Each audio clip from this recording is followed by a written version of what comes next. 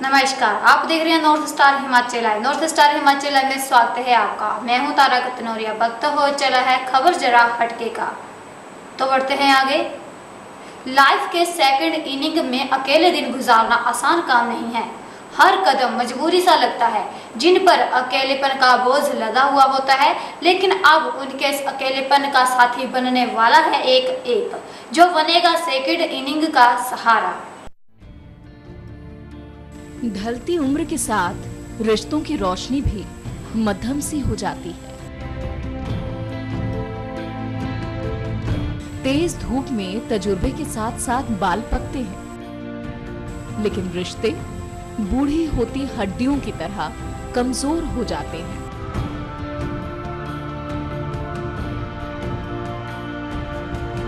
एक हाथ को सहारा देने वाला अगर कोई होता है तो वो खुद का हाथ, जो बुढ़ापे का सहारा बनता है, और उम्र के वो दिलासे जो आंखों में अपनों की वापसी के आस जगाए रखते हैं। जब मोटे चश्मे के पीछे से झांकती एक जोड़ आंखें अकेलेपन को देखने से इनकार कर देती हैं, लेकिन तन्हाई में न अपने मिलते हैं न उनका साथ।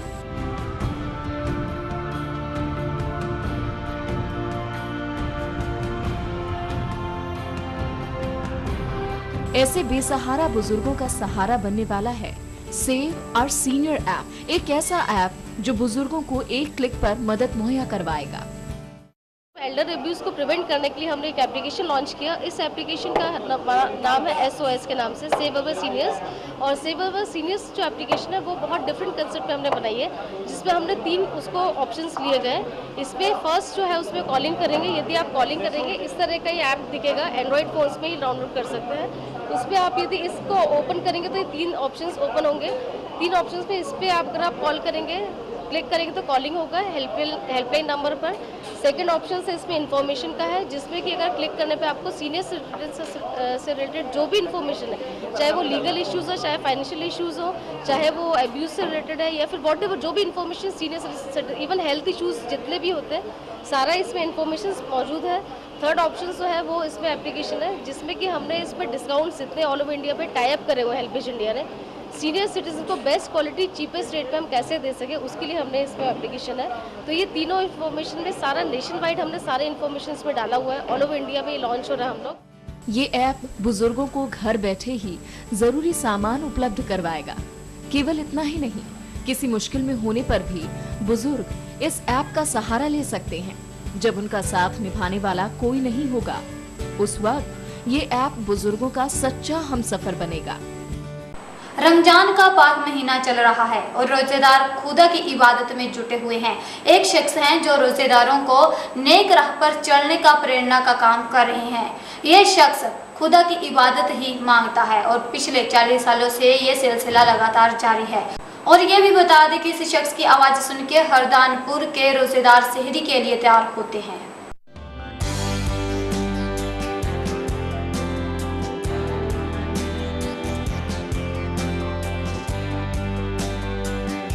अंधेरे के सन्नाटे को चीरती हुई एक आवाज कुछ इसी तरह 40 सालों से रोजदारों को सहरी के लिए जगाने का काम कर रही है। वक्त सहरी का हो चुका है, जाग जाओ, जाग जाओ, जाग जाओ। बुरहानपुर के शिकारपुरा में 74 साल के शब्बीर शाह के लिए ये काम किसी इबादत से कम नहीं। शब्बीर शाह हर उस मोहल्ले में दस्तक देते हैं जहां खुदा के बंदे रोजे रखते हैं। रोजदार कितनी भी गहरी नींद में क्यों ना हो, शब्बीर चाचा की आवाज सुनकर सहरी के लिए तैयार हो ही जाते हैं। शब्बीर शाह इसे खुदा का हुक्म मानते हैं। रोजदारों को वक्त पर जगाने को वो खुदा की इबादत मानते हैं और ताउन इसी तरह खुदा की राह पर चलने की बात करते हैं। मेरे को 40 साल के अंदाज हो चुका है जी, कम ज्यादा 40 साल जी। और मैं सहरी के टाइम में लोगों को जगाता हूँ और इससे सब मेरे को मिलता है। जो कुछ थोड़ा बहुत लोग पब्लिक पैसा, धेला, अनाज, पानी देते रहते हैं। हम क्या है कि अल्लाह के राह में काम करना है। पाक महीना रमजान हर मुस्लिम धर्मावलंबी के लिए खास होता है। रोजदार रोजा रखकर खुदा की इबादत करते हैं और गुनाहों की माफी मांगते हैं। शब्बीर शाह के लिए ये रमजान का महीना उतना ही खास है, बस थोड़ा सा फर्क है। रोजदार पूरी शिद्दत और नेक नियत से खुदा की इबादत करते हैं और इबादत के लिए सभी वक्त पर तैयार हों, इसका काम शब्बीर शाह करते हैं। काम अलग अलग हैं, लेकिन मकसद तो एक ही है। तो बिरानपुर के शब्बीर शाह मिसाल है तो टीकमगढ़ के जैसे यादव का हठ योग लोगों को हैरान कर रहा है। रूठे बादलों को मनाने के लिए 90 साल के जैसे पिछले 3 सालों से साधना कर रहे हैं और ये तब तक रहेगा जब तक मानसून की मेहरबानी नहीं हो जाती। साल की उम्र में कठिन साधना, भीषण गर्मी हो या नवतपे की आग बरसती धूप, 3 सालों से धूप में बैठकर साधना का ये दौर जारी है और हट यही है कि इस बार तो मानसून की मेहरबानी हो। सूखे की मार झेल रहे बुंदेलखंड के जय सिंह यादव रूठे बादलों को मनाने के लिए हठ योग कर रहे हैं। उनका कहना है कि जब तक बुंदेलखंड पानी से लबालब नहीं हो जाता, तब तक वो इंद्रदेव को मनाने के लिए साधना करते रहेंगे। पानी की समस्या के लिए इंद्र देवता से मना रहा हूँ कि पानी गिरे, और जब तक नहीं गिरेगा जब तक साधना चालू रहेगी। घर वाले हैं रुष्ट कुछ तो रहते हैं, मना करते हैं इसलिए कि उन्हें जी है कि कोई तबीयत खराब ना हो जाए, थोड़ी उनको ऐसी फिक्र रहती है। ये 3-4 घंटे जब चाहे तब बैठा रहा हूँ, क्योंकि वो उतना मैंने बताया नहीं कि ऊपर से कुछ छाया ऐसी आ जाती है कि वो धूप इतनी तेज लगती नहीं। जय सिंह यादव की इस कठिन साधना में उनका साथ देते हैं उनके साथ ही अंबिका प्रसाद तिवारी। अंबिका प्रसाद का कहना है कि दोपहर के 12 बजते ही जय सिंह बाहर आकर बैठ जाते हैं और इंद्रदेव से अच्छे मॉनसून की गुहार लगाने लगते हैं। दादा हमारे साथ रही पढ़ाई के समय में, तो इन्हें हमारे पेड़ पौधा देखे, तो 29 तारीख से तो नबतबा में साधना की और 3 तारीख से, और जब तक बारिश नहीं होगी इनकी प्रतिज्ञा है कि तब तक ये दादा 12 बजे बैठ जाती और 3 बजे तक साधना करती। तो हम इंद्रदेव से प्रार्थना करते हैं कि जल्दी पानी बरसे तो पेड़ पौधा बच जाए। उम्र के इस पड़ाव में जय सिंह की साधना को डॉक्टर सेहत के लिए खतरनाक मानते हैं। 3 साल रूठने मनाने का दौर जारी है।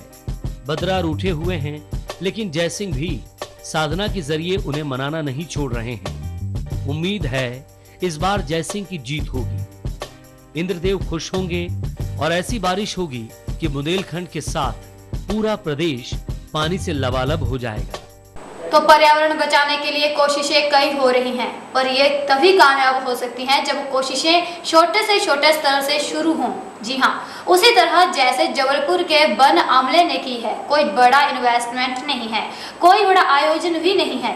यहाँ का वन अमला पर्यावरण बचाने के लिए एक एक बीज की हिफाजत कर रहा है, क्योंकि हरियाली की शुरुआत के लिए एक एक बीज से ही बनेगी बात। पर्यावरण को बचाने के लिए जबलपुर वन परिक्षेत्र के कर्मचारियों ने अनोखा तरीका निकाला है। जंगल को हरा भरा बनाए रखने के लिए इस वन परिक्षेत्र के अधिकारी और कर्मचारी जंगल में बिखरी बीजें इकट्ठी करने में जुटे हुए हैं। गर्मी के पूरे सीजन में परिक्षेत्र के लोगों ने जंगल से बीज एकत्रित किए। उनकी मेहनत से अब तक 5 क्विंटल बीज जमा हो चुके हैं, जो बारिश के मौसम में जंगल की रौनक बढ़ाएंगे।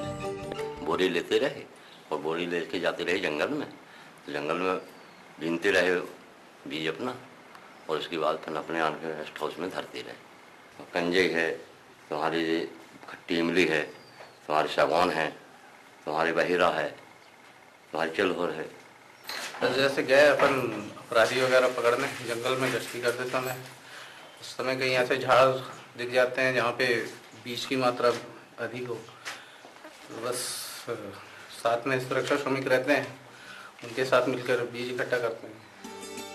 इन बीजों के छोटे छोटे बैग्स गांव में भी बांटे जा रहे हैं, ताकि बारिश के मौके पर लोग इन्हें अपने घर के आसपास रोप सकें, ताकि कुछ ही साल में शहर का कोना कोना हरा भरा दिखाई दे।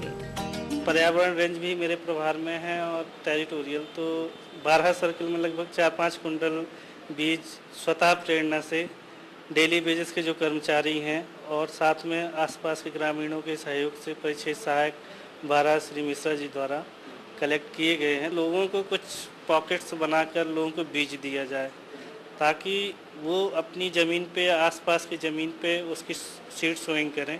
उससे जब रिजल्ट्स आएंगे तो लोगों को खुद लगेगा कि 1 रुपए का इसमें इन्वेस्टमेंट नहीं है और उनको जो लोकल की प्रजातियां हैं वो उन्हें पौधा मिल जाएगा। आमतौर पर वृक्षारोपण का कार्यक्रम योजनाबद्ध तरीके से चलाया जाता है, जिसकी लागत तो ज्यादा आती ही है।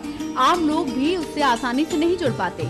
यही वजह है कि इन परिक्षेत्र ने पर्यावरण को बचाने का ये तरीका निकाला है और उम्मीद जताई जा रही है कि आम लोग भी इसमें दिलचस्पी लेंगे। फोटो खींचने और खिंचाने का शौक तो सभी को होता है। कुछ ऐसे भी होते हैं जो शौक को पेशे में तब्दील कर देते हैं, लेकिन जबलपुर के अमित ने शौक को रिकॉर्ड में बदल दिया है, जिन्होंने एक दिन में इतने क्लिक्स किए हैं जो पूरे देश में एक मिसाल बन गया है। चलिए देखते हैं उनके द्वारा किए क्लिक्स का कमाल।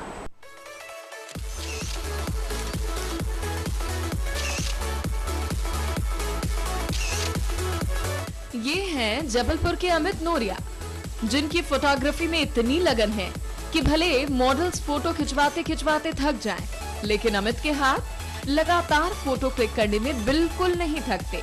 और अमित की कड़ी मेहनत और लगन का ही नतीजा है कि अमित ने लगातार 24 घंटे में 11,206 फोटोज क्लिक करने का इंडिया बुक ऑफ रिकॉर्ड अपने नाम किया है।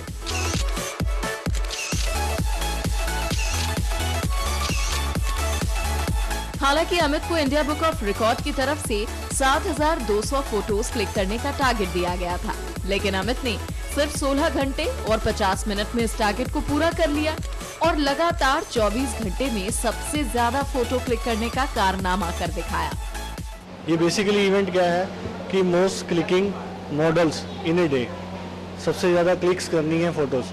हमने इनको टारगेट दिया था 7200 का कि 24 आवर्स में एक टारगेट अचीव करेंगे, ठीक है, 7200 का। बट इन्होंने 24 आवर्स से पहले ही 16 घंटे 50 मिनट में वो टारगेट अचीव कर लिया। अब ये चाहते हैं कि वो जो record Guinness book of world record में बना है 11,000 फोटोज का, तो उसको ये करना चाह रहे हैं अचीव, लेकिन हमारा जो रिकॉर्ड है ये एक नया रिकॉर्ड है। अमित के इस कारनामे को देखकर कोई भी कह सकता है कि अमित एक प्रोफेशनल फोटोग्राफर होंगे, लेकिन इस रिकॉर्ड को अपने नाम कर चुके अमित कोई प्रोफेशनल फोटोग्राफर नहीं है। अमित ने खुद दूसरों को देख देख कर फोटोग्राफी सीखी है। इंडिया बुक ऑफ रिकॉर्ड में नाम दर्ज करने के बाद अमित की तैयारी Guinness book of world record में जगह बनाने की है। देहदान करने के लिए लोगों को जागरूक करने के लिए आपने कई तरीके देखे होंगे, लेकिन आपको एक ऐसे शख्स से मिलाते हैं जिसने जीते जी खुद को मेडिकल प्रॉपर्टी घोषित कर दिया है। ये शख्स है ग्वालियर के अशोक। इन्होंने ये तरीका लोगों को जागरूक करने के लिए अपनाया है।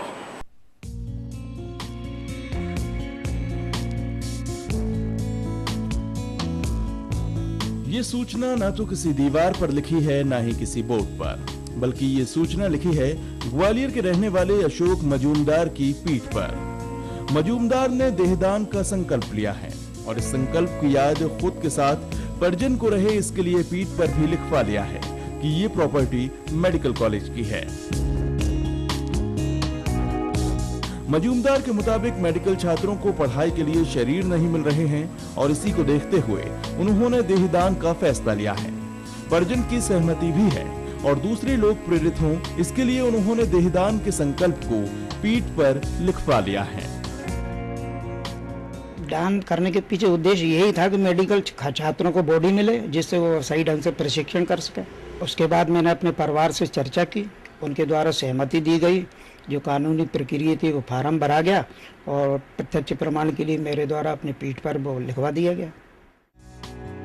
मजूमदार की अनूठी पहल से जूनियर डॉक्टर एसोसिएशन भी काफी खुश है। कई बैच ऐसे निकले हैं जो डेड बॉडी ना होने से सही तरीके से रिसर्च नहीं कर पाए। अब जूडा मजूमदार को सम्मानित करने की बात कर रहे हैं ताकि और लोग भी उनसे प्रेरित हो सके। हम लोग आश्चर्यचकित थे कि कोई व्यक्ति अपनी बॉडी डोनेट करने के लिए, अब तक तो लोग फॉर्म भरा करते थे, उन्होंने पीठ पे ही गुदवा लिया। मतलब ये है कि वो कितने समर्पित हैं इस चीज के प्रति कि वो मेडिकल कॉलेज में चिकित्सा छात्रों को पढ़ने के लिए, शोध के लिए अपनी बॉडी दान करना चाहते हैं। ये एक बहुत सम्मान की बात है। दूसरी बात यह है, हम लोग ये सोच रहे हैं कि अगर किसी व्यक्ति ने ये पहल की है तो उसका सम्मान किया जाना चाहिए।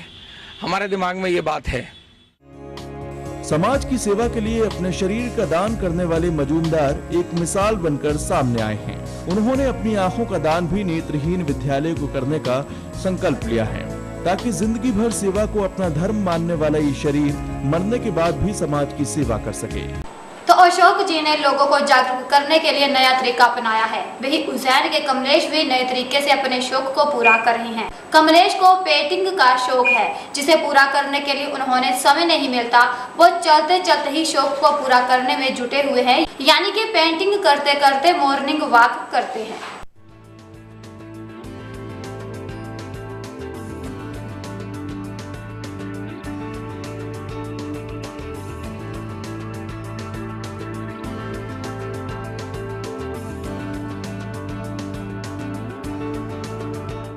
कला का ये अंदाज भी निराला है। जितनी तेजी से कदम चलते हैं, उतनी ही तेजी से हाथ पेंटिंग बनाने के लिए थिरकने लगते हैं और जब कदम रुकते हैं तो चित्रकारी का ऐसा नमूना सामने आता है जिसे देखते ही बनता है। चलते हुए पेंटिंग बनाने का हुनर है उज्जैन के कमलेश मरमट के हाथों में। जिंदगी की भाग दौड़ में वक्त की कमी के चलते उन्होंने वॉक करते हुए पेंटिंग बनाने का सपना देखा और शानदार शुरुआत के साथ ये सफर 45 साल से जारी है। मॉर्निंग वॉक करते हुए कमलेश अब तक कई पेंटिंग बना चुके हैं। मुझे शौक तो बचपन से ही था, लेकिन रेलवे में नौकरी होने के कारण बहुत व्यस्तता रही और टाइम ही नहीं मिलता था मुझे।